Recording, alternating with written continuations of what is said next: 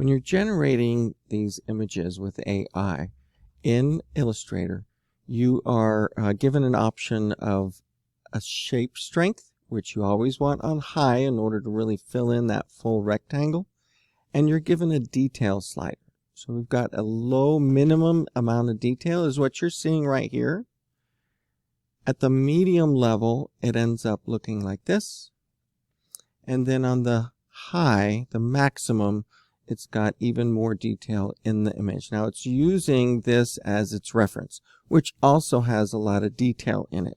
So it's trying to get that level of detail when it's on maximum, which gives you a whole lot more paths. But since we really don't need to work with them, it's just working as a background for this monster, then that should work pretty well. But you get to decide how much detail is in that generated image.